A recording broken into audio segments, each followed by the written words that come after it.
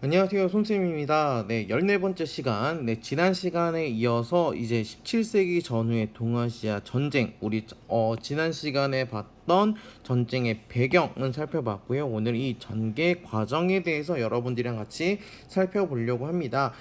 우리 앞서서 지난 시간에 봤던 거는 임진왜란만 살펴보았다면 오늘은 여기에 추가해서 우리나라에 있었던 또 한 번의 전쟁, 그렇죠?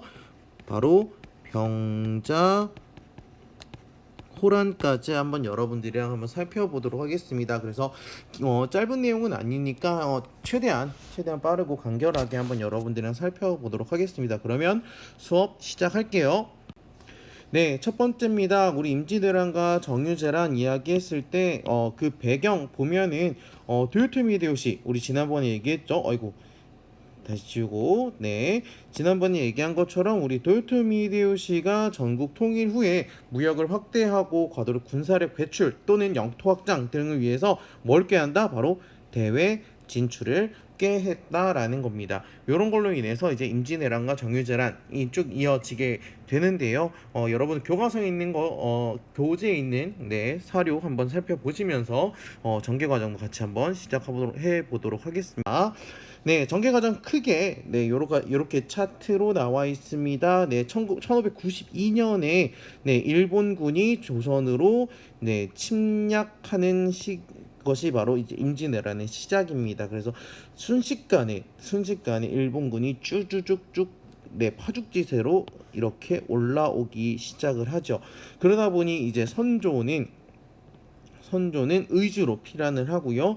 명나라에 지원군을 요청을 합니다. 그러면서 조선의 수군과 의병의 활약으로 계속 버티고 있는 거죠. 그러면서 이제 명나라가 참전을 합니다. 명나라가 참전하는 게 뭘 보호하고자? 요동을 보호하고자 하는 겁니다. 사료를 한번 살펴보시면은요, 신이 금침하는 것은 조선이 아니라 우리나라의 국경입니다. 랴오둥은 베이징의 팔 같은 것이고 조선은 랴오둥의 울타리 같은 것이다 라고 이야기하면서 명나라가 우리나라를 도와주는 것도 어떻게 보면 우리나라와의 관계, 4대 관계에 있어서도 있지만 이런 요동을 보호하기 위한 목적도 있었다라는 거 여러분들 생각하시면 좋을 것 같습니다. 그래서 조명연합군이 평양성을 탈환을 하지만 벽제간 전투에 패배하면서 약간 교착 상태로 쭉 이어져 나갑니다. 하지만 그러면서 이제 명나라와 이제 일본이 이제 강화 협상을 하는 거죠. 근데 이게 결렬돼요. 왜냐? 바로 이러한 이러한 것들이 무리한, 약간 어떻게 보면은 일본의 무리한 요구로 인해서 약간 이런 것들이 결렬되었다. 결렬되니까 바로 일본은 다시 오는 거죠. 그게 바로 정유재란이고요. 도요토미 히데요시가 사망하면서 이제 전쟁이 마무리가 되는 그런 과정이 바로 임진왜란이었다라고 여러분들 간단하게 정리하시면 좋을 것 같습니다. 네, 그래서 전쟁 스토리를 다시 한번 정리하면 일본이 침략하고 선조는 피란 가고 명이 참전하고, 그래서 조명 연합군이 활약했다가 강화 협상했는데 이게 안 되고 다시 정유재란 일어났다가 도요토미 히데요시가 사망하니까 이제 전쟁이 마무리가 돼가는 그런 모습을 여러분들 정리하시면 좋을 것 같습니다. 넘어갈게요. 그러면서 이제 그 다음에 이제 왕이 되었던 이제 광해군 이야기를 좀 해야 될 것 같은데요. 선조에 이어서 이제 둘째 아들로서 이제 참전했던 것이 바로 왕이 됐던 것이 광해군인데요. 광해군은 이제 전쟁을 끝난 이후에 그 국가를 재건하기 위해서 이제 토지 대장이나 호적을 재정비하고 궁궐이나 성곽을 수리하고 대외 정책이 가장 중요하죠. 명과 후금 사이에 중립 외교를 했다라고 여러분 보시면 되겠습니다. 여기에 등장하는 이 후금은요, 여진족이라고 보시면 되겠고요. 여진족이 나중에 뭐가 되느냐, 바로 만주족이 된다. 네, 여진족, 만주족 같은 이름입니다. 그래서 그 12세기에 있었던 금나라에 이어서 만들어진 나라다. 그래서 후금이라고 이야기를 한다라고 정리를 해주시면 좋을 것 같습니다. 그래서 이 중립 외교로서 있었던 것이 여러분들 교과서에 그 교재에는 체크가 안 되어 있어서 여기다가 잠깐 정리를 하면 강홍립 장군에게 명과 후금 사이에 있었던 전투인 사르후 전투에 아이고 잠시만요. 다시 쓸게요. 네, 무슨 전투죠?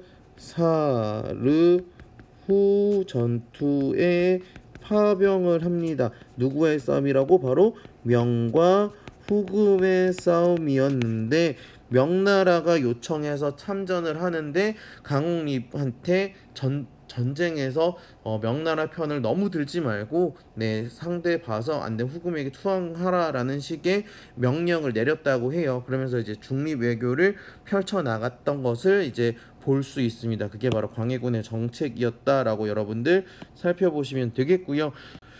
그로 인해서 이제 기존에 있었던 인조 그리고 여기에서는 플러스 서인 세력이 서인의 붕당이 반정을 일으키면서 아예 정책을 이제 친명배금 아예 명나라 편에 들어서는 정책을 취합니다. 그래서 여기 가도라고 여기 지도 보이시나요? 이 가도에 머물고 있는 명나라 장수였던 모문용을 지원을 하는 게 빌미가 되어서 후금이 침략을 하는 겁니다. 그 사건이 바로 정묘호란이에요. 후금이 침략을 하고 형제 맹약을 체결하는데 요 사이에 있었던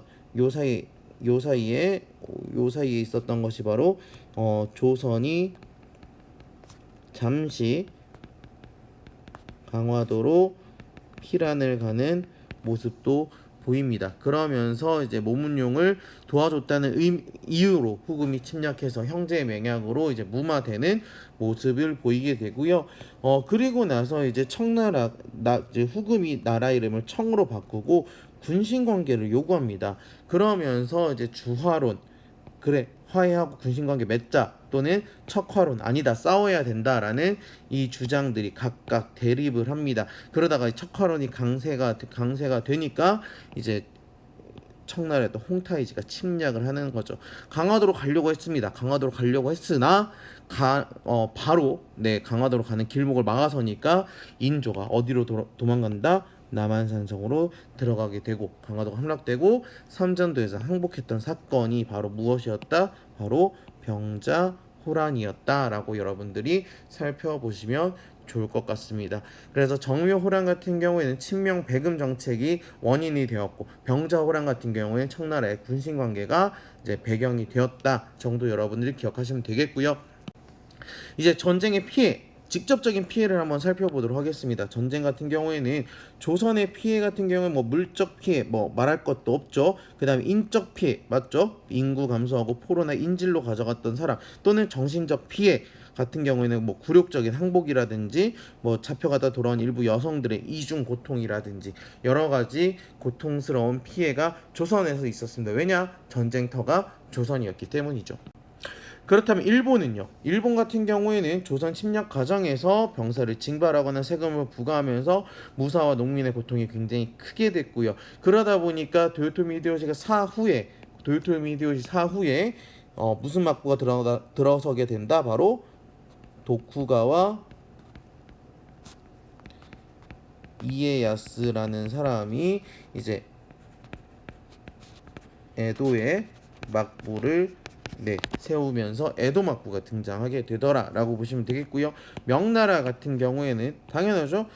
여진족이 성장할 기회가 제공하면서 이 여진족이 무엇이 되더라? 여진족이 후금으로 성장하고 이 후금이 나중에 뭐가 되더라? 청나라가 되더라까지 여러분들 살펴보시면 될 것 같습니다.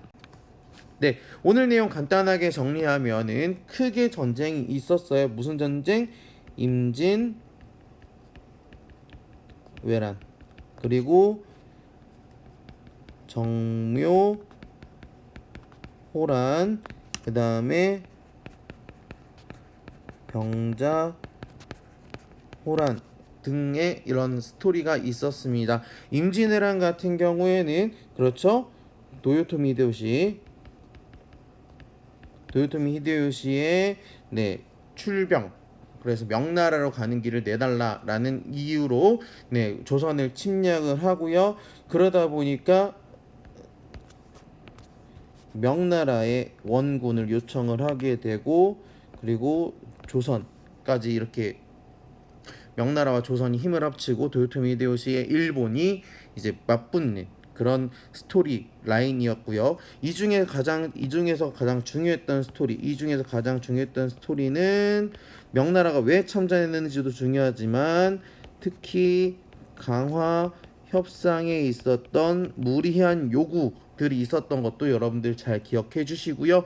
그러면서 가운데서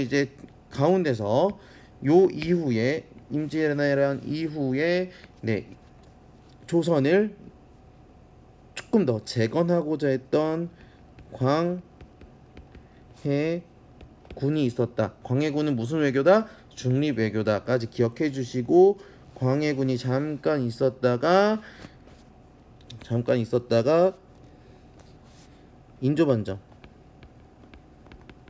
인조반정으로 인해서 친명 배금 정책을 취하다 보니 무슨 전쟁이 일어났고, 바로 이 정묘호란이 일어났고, 정묘호란으로 인해서 조선과 후금 사이에 무슨 관계? 바로 형제 관계를 맺게 되고, 그리고 나서 이제 후금이 뭘로 바뀌고, 청으로 바뀌고, 뭘 요구한다? 군신 관계를 요구하니까 그것을 거부하는 과정에서 병자호란이 일어나게 됐고, 이 병자호란으로 인해서 이제 조선과 후금은 이제 어디에서, 그렇죠, 남한산성에서 항복을 하게 되면서 무슨 관계를 체결하게 되더라? 바로 군신 관계를 체결하게 되는 그런 모습까지 여러분들이 정리하시면 좋을 것 같습니다. 네, 오늘 내용 여기까지 가고요. 그리고 다음 시간에 어떻게 동아시아의 판세가 이 전쟁 두 가지로 인해서 바뀌게 되었는지를 쌤이랑 한번 간단하게 다시 한번 정리해 보도록 하겠습니다. 고생 많으셨습니다.